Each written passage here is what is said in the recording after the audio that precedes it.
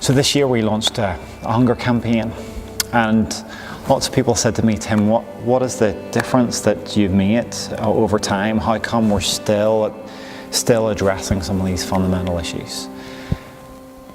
And there's a bit where I share some of that. It's a big issue. There's 800 million people in the world are hungry.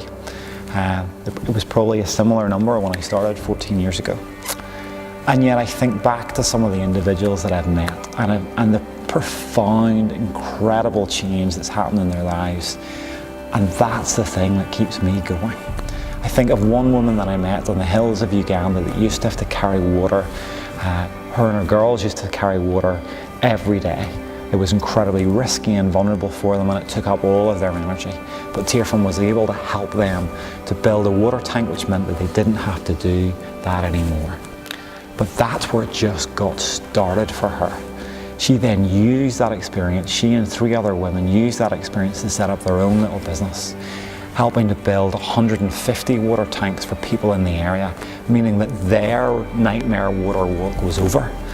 And that for her, she earned enough that she was able to build a house, she was able to buy a cow, she was able to feed her children and send them to school.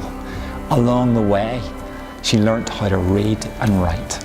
And she even became a local politician. She told me with pride in her heart how one day the fridge went missing in the local doctor's surgery, and she and some of the local women were so empowered that they were able to launch a campaign to get the fridge back, and that meant that the vaccinations for her children were safe.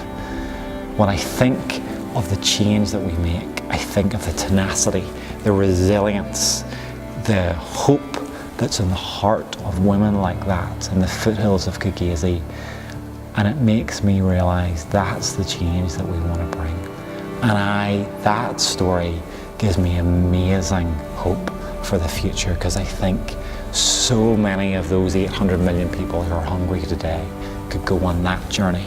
And what would our world look like if they all were on that journey?